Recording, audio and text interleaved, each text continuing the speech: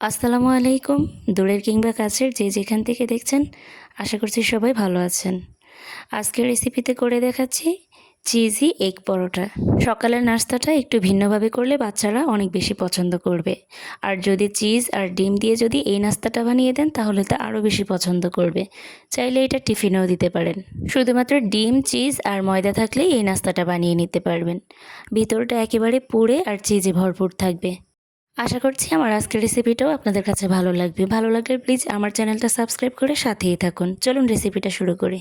প্রথমে আমি এখানে 1 কাপ পরিমাণে ময়দা নিয়ে নিচ্ছি। চাইলে এখানে আটাও ব্যবহার করতে পারবেন। 1 টেবিল চামচ দিয়ে দিচ্ছি চিনি আর হাফ চামচ দিচ্ছি লবণ। 1 টেবিল চামচ দিয়ে দিচ্ছি তেল। এখন এই উপকরণগুলো ময়দার সাথে ভালো করে মিশিয়ে নিচ্ছি। একটা পর্যায়ে দেখবেন এরকম ঝুরঝুরে হয়ে যাবে।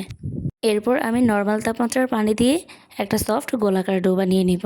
পানিটা কিন্তু একেবারে দেওয়া যাবে না, অল্প অল্প করে দিয়ে এই ডোটা বানাতে হবে।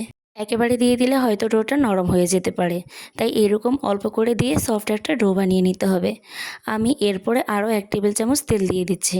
এখন আরও কিছুক্ষণ ভালো করে মথে নিব। ডোটা একদম সফট করে মথে নিতে হবে।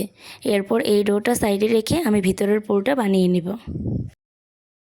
পুরের জন্য আমি একটা ডিম নিয়ে নিচ্ছি।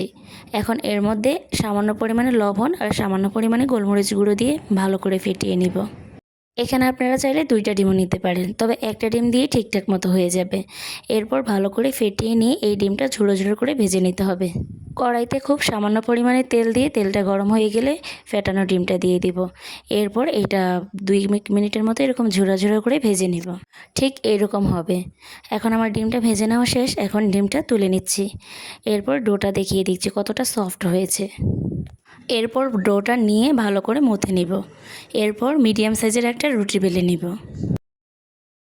প্রথম অবস্থায় রুটিটা মিডিয়াম সাইজের করে বেলে নিতে হবে, বেশি পাতলা করা যাবে না।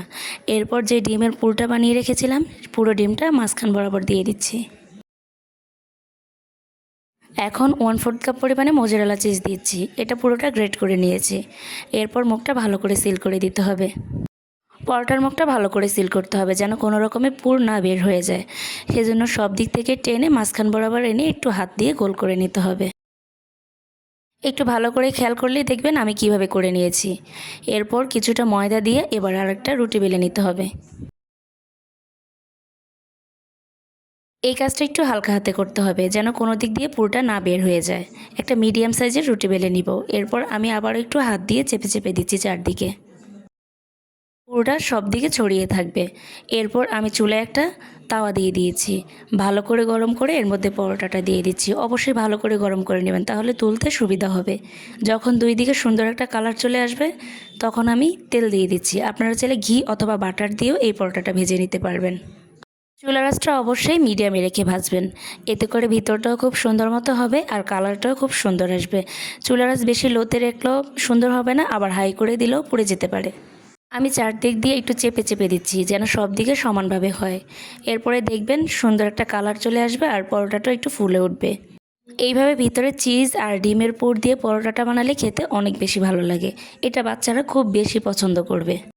কালারটা খুব সুন্দর এসেছে। এরপর আমি এটা কেটে দেখাচ্ছি। মাঝখান বরাবর কেটে এরপরে আবারও ছোট ছোট করে টুকরো করে নিব। এই পরোটাটা খেতে অনেক বেশি ভালো লাগে আর বানানো খুব কম সময়ের প্রয়োজন হয়, কম উপকরণ দিয়ে বানানো যায়। এটা শুধু ছোটরা না, বড়রাও খেতে অনেক বেশি পছন্দ করবে। আমি দেখিয়ে দিচ্ছি ভিতরটা চিজ আর ডিমের পুরে ভরপুর। বাসায় একবার হলেও ট্রাই করবেন, সবাই অনেক বেশি পছন্দ করবে। আশা করছি আমার আজকের রেসিপিটাও আপনাদের কাছে ভালো লেগেছে। আর ভালো লাগলে একটা লাইক কমেন্ট শেয়ার করে দিবেন।